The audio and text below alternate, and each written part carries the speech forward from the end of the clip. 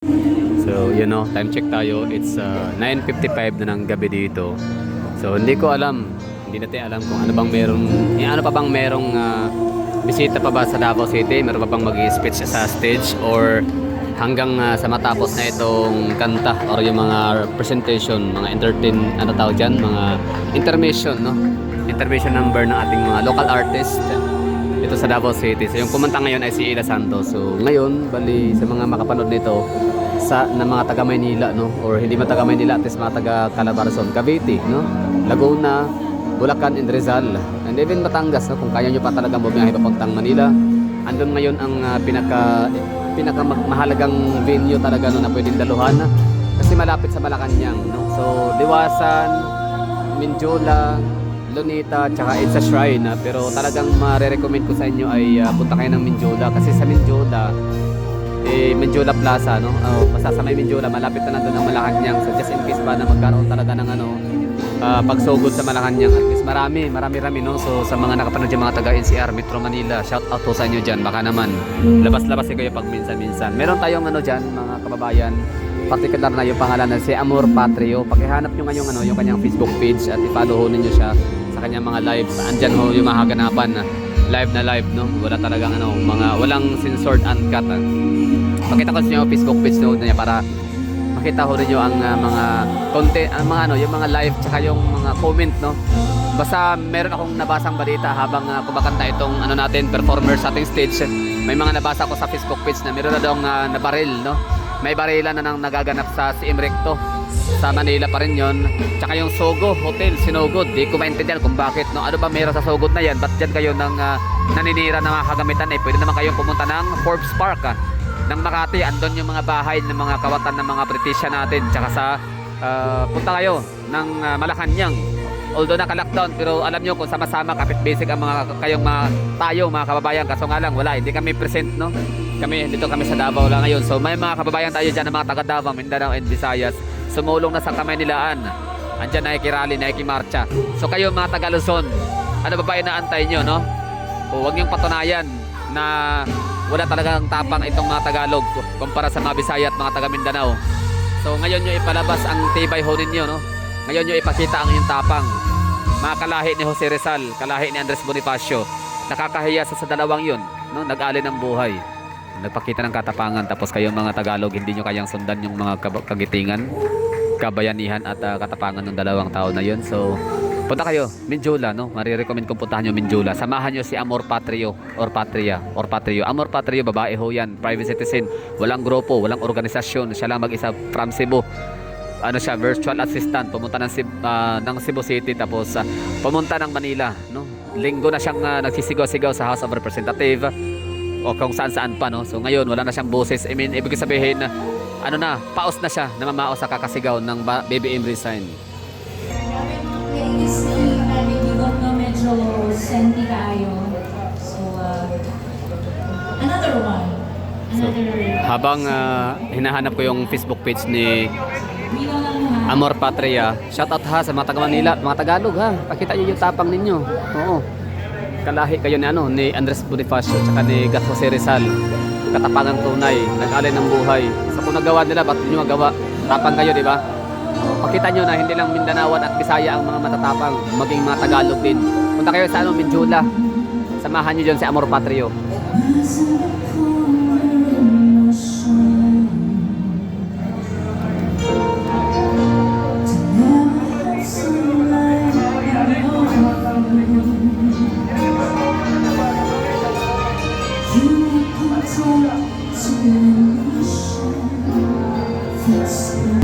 So ito si Amor Patrio.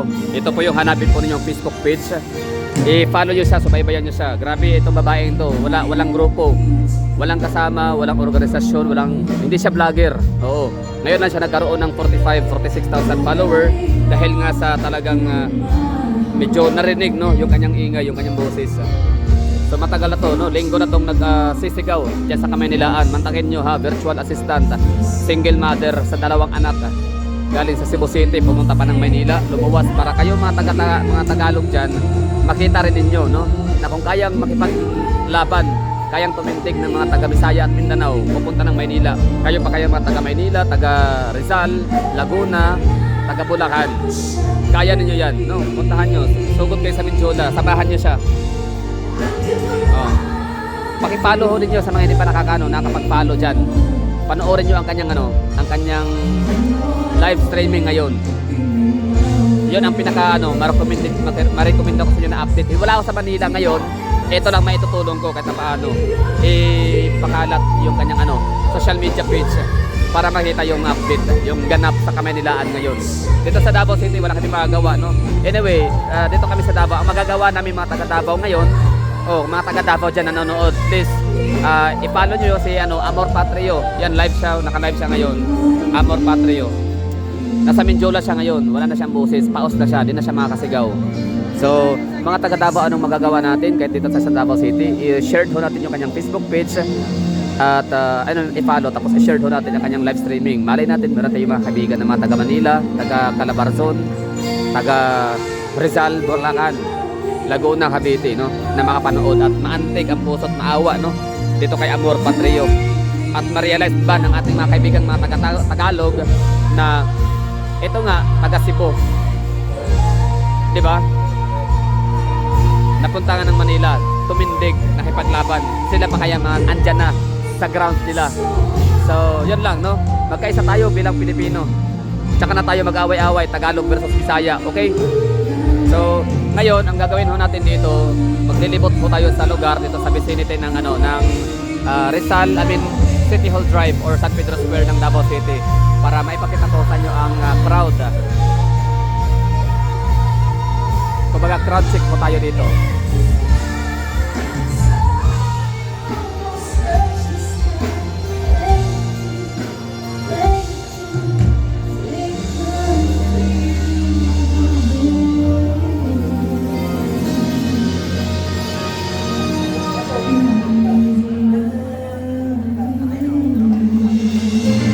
Dyan na area sa may papuntang San Pedro, papuntang Davao City Police Office, same recto, daming tao dyan na area.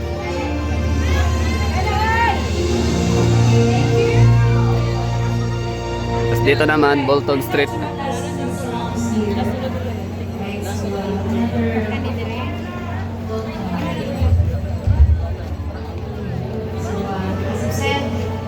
Another favorite song gusto nyo niya kantawan sa mga banda before na nilinaw na alright. So yun po yung crowd. Bali, kinokontrol ho siya. Bakit dito sa gitna walang tao? Kasi daanan ho dyan. Dyan dadaan yung mga papasok. Kaya nito, papasok para kumuha ng food pack, no? Kung saan lechon baka.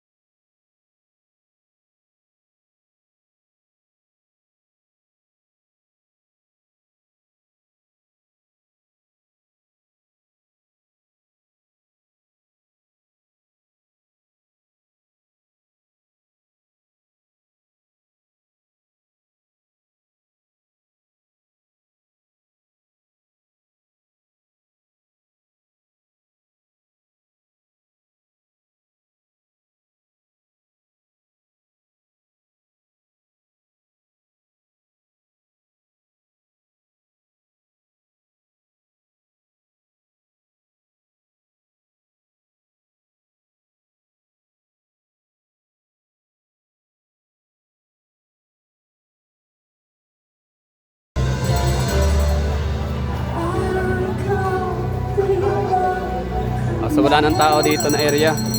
Nagsi-uwian na, no? Wala naman kasi talaga ding masyadong ganap. So far, ang mga pinaka most awaited lang talaga natin or nakita natin dito na officialis ay si kung ano, Senator Bongo tsaka Senator Bato de la Rosa, no? Wala nang iba, wala tayong nakitang kamag-anak ng mga Duterte. Wala si Rigo, wala si Omar, wala si Kongkolong, wala rin si Basti. So, si BP Sara lalo nang wala rito. So, yun lang, no? Ito na yung ano dito ganap. So, early as 10:06 na ng gabi. Alas 10 ng gabi, wala nang masyadong tao. Pero doon sa area na yun, marami pa kasi nga nakapila yun para sa lechong baka. So, yun lang ha. Sa mga taga Davao dyan, wala man. Kasi, ganun din naman no? Ano bang gagawin natin dito sa Rizal Park? Kumbaga, ang ibig ko sabihin is, kahit pa lahat tayo pupunta dito sa Rizal Park, walang magagawa. Wala tayong magawa. Hindi natin madurog si BBM. Hindi natin siya magutay-gutay. Diba? Hindi natin siya mapipiraso-piraso, no? Hindi natin siya mahawakan para makaladkad kasi wala nga siya dito, nasa Malacanang or nasa Manila o di ko alam kung saan siya ngayon nagtatago. So, okay na yan, no? So, at least, dito pa rin tayo, may mga nakipag-cooperate na mga kababayan natin, mga Davaoenyo. So, yun lang ha, ulitin ko, Amor Patrio. Hanapin niyo ho yung kanyang Facebook page, please pakipollow at manood kayo sa kanyang mga live. Siya yung legit na siya yung legit na maghahatid sa atin ng balita, kaganapan doon sa Minjola, sa mga hindi nakakaalam. Malapit na ho yan, ilang hakbang sa Malacanang. Yan o, Amor Patrio. Wala ho siyang organisasyon, hindi siya vlogger. Oo, hindi siya monetized vlogger, isa siyang single mom for two, taga Cebu, virtual assistant, taxpayer, ordinaryong Pilipino. From Cebu, tumulak ng Manila, linggo na siyang nasisigaw sa daan, nagpaparating ng kanyang hinanaing at pagkadismaya sa ating gobyerno. So samahan nun natin siya. Mga taga Davao, hindi tayo makapunta, wala tayo physical ngayon sa Malacanang, sa Minjola, sa Manila. Pero pwede natin itong i-follow ang kanyang Facebook page at i-share ang kanyang mga live para sa mga kababayan natin, mga Facebook friends natin na nasa Manila nakatira. At least man lang makita nila at makonsensya naman yung mga yon na taga Cebu nga kayang tumindig, makipaglaban harap-harapan doon sa Malacanang, Minjola. Sila pa kaya na taga Manila? Sila yung madalas na pinagluloko, pinanggagago ng mga gobyerno natin. 'Di ba? So paglaban natin ha, Pilipinas. I-follow niyo to sa si Amor Patrio. I-follow ang kanyang Facebook page, tapos ilagay niyo sa favorites gaya ng ginawa ko. Yan Hindi siya monetized vlogger ha. Hindi siya vlogger. Ngayon lang siya nagkaroon ng 46 talaga na So legit siya. Hindi siya bayad, hindi rin siya monetized. Siya ay private citizen, ordinaryo. Siya talaga yung pinaka natin, ambassador. Siya yung pinaka natin, representative ng mga ordinaryong Pilipino. So sana nga yun lang ang matutulong natin ng mga taga Davao, taga Mindanao, taga Visayas na wala ngayon sa Luzon, wala sa Kamaynilaan. Hari nawa, i-follow nyo siya. Sana magwagi ito si Amor Patrio. Tayo lahat, magwagi tayong lahat. Yun na nga, simple follow. Ilagay sa favorites, tapos i-share ang kanyang live para makita ng mga Facebook friends natin na nakatira sa Mega Manila, Rizal, Bulacan, Cavite, Laguna, Quezon, Batangas,